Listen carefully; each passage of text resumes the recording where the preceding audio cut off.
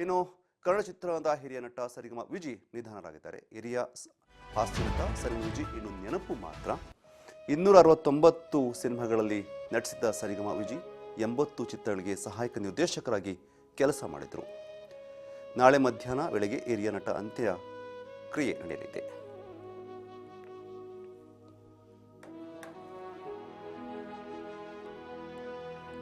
ಕನ್ನಡ ಚಿತ್ರರಂಗದ ಹಿರಿಯ ನಟ ಸರಿಗಮ ವಿಜಿ ಅವರು ಇನ್ನು ನೆನಪು ಮಾತ್ರ.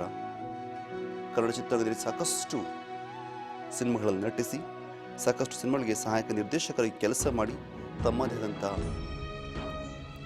ನೆನಪುಗಳನ್ನು ಹರಡಿದ್ದಂಥವರು, ತಮ್ಮದೇ ಆದ ಪಾತ್ರಗಳ ಮೂಲಕ ಚಿತ್ರರಂಗವನ್ನು ಗೆದ್ದಂಥವರು, ಸಿರಿ ಅಭಿಮಾನಿಗಳನ್ನು ಗೆದ್ದಂಥವರು.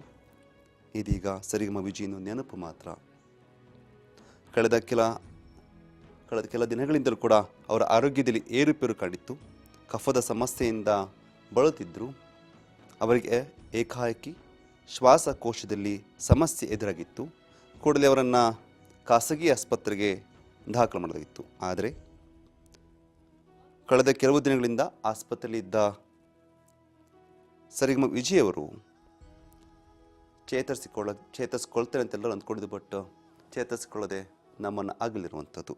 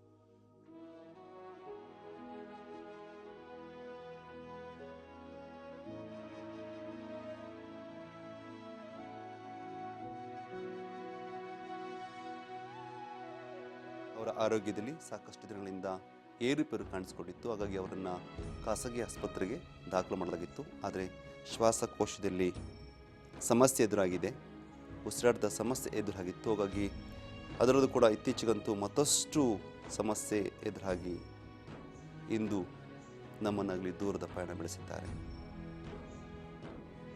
ಸರಿಗಮ ವಿಜಿ ಯಾವತ್ತೂ ಕೂಡ ಒಂದೇ ಥರದ ಪಾತ್ರಗಳಿಗೆ ಸ್ಟಿಕ್ ಆಗೋದಂತಾರಲ್ಲ, ವಿಭಿನ್ನ ಪಾತ್ರಗಳ ಮೂಲಕ ಮನಸ್ಸನ್ನು ಗೆದ್ದಂಥವರು. ಅದರಲ್ಲೂ ಕೂಡ ಸರಿಗಮ ವಿಜಿ ಮತ್ತು ಟೈಗರ್ ಪ್ರಭಾಕರ್ ಅವರ ಕಾಂಬಿನೇಷನ್ ಸಿನಿಮಾಗಳು ಅಂತಂದರೆ ಆ ಟೈಮಲ್ಲಿ ಸಾಕಷ್ಟು ಗೆಲುವನ್ನು ಪಡ್ಕೊಂಡಂಥದ್ದು. ಸರಿಗಮ ವಿಜಿ ಅವರ ಸಿನಿಮಾಗಳಿದೆಯಲ್ಲ, ಒಂದೊಂದು ಸಿನಿಮಾ ಕೂಡ ಒಂದು ಅರ್ಥವನ್ನು ಕೊಟ್ಟಿದ್ದಂಥದ್ದು.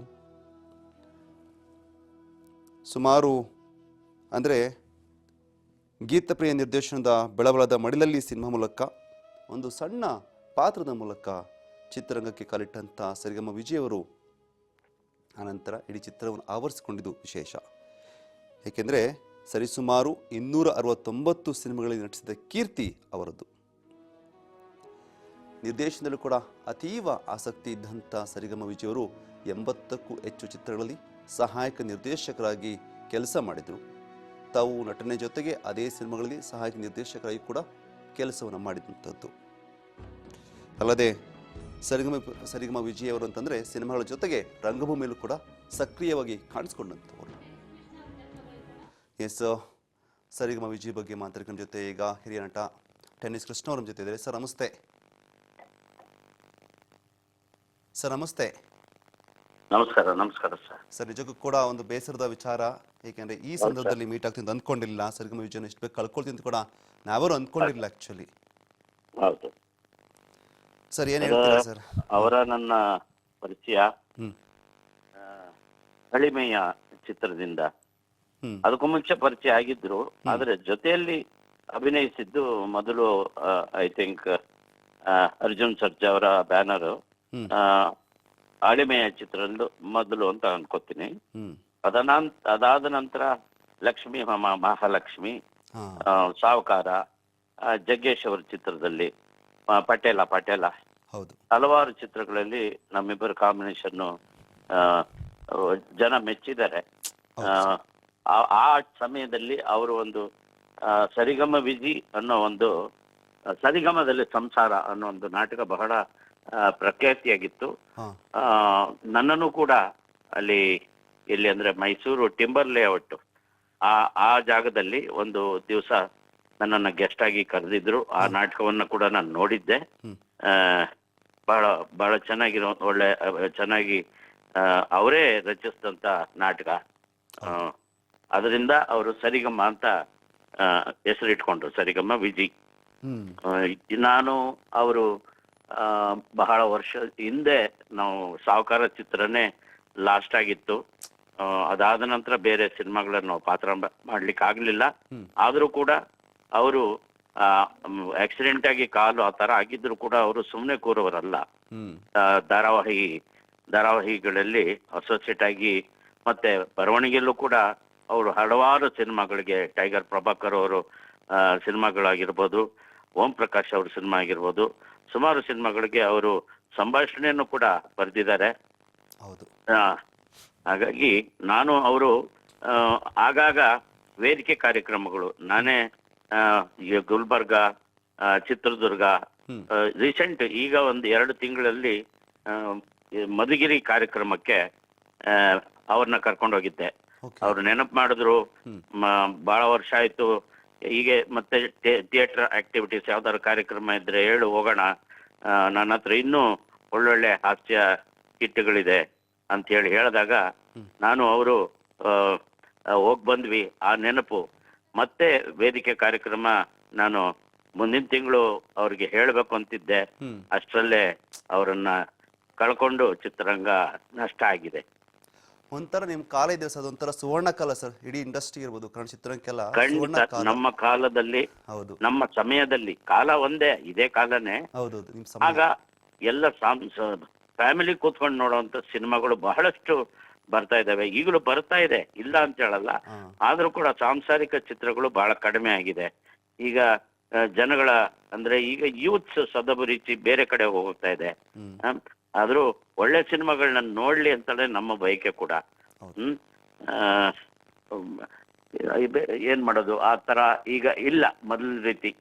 ಈಗ ಸೀರಿಯಲ್ಗಳು, ವಯಸ್ಸಾದಂತ ತಂದೆ ತಾಯಿಗಳನ್ನ ಸಿನಿಮಾ ಥಿಯೇಟರ್ ಕರ್ಕೊಂಬರಕ್ಕಾದ್ರೂ ಮಕ್ಕಳು ಸಿಗ್ಬೇಕಲ್ಲ.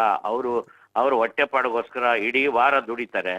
ಶನಿವಾರ ಭಾನುವಾರ ವೀಕೆಂಡ್ ಅಂತ ಹೋಗುವಂತ ಯುವಕರು ದಯಮಾಡಿ ತಿಂಗಳಿಗೆ ಒಂದೋ 2 ಸಿನಿಮಾನ ಫ್ಯಾಮಿಲಿ ಜೊತೆ ಕೂತ್ಕೊಂಡು ನೋಡ್ಬೇಕು ಅನ್ನೋದೇ ನನ್ನ ಬಯಕೆ. ಆ ಸುವರ್ಣ ಕಾಲದ ಒಂದೊಂದೇ ಕೊಂಡಿಗಳು ಕಳ್ಸ್ಕೊಂಡು ಹೋಗ್ತಾರೆ ಸರ್. ಅದು ಅದೇ ಚಿತ್ರರಂಗ ಉಳಿಬೇಕು.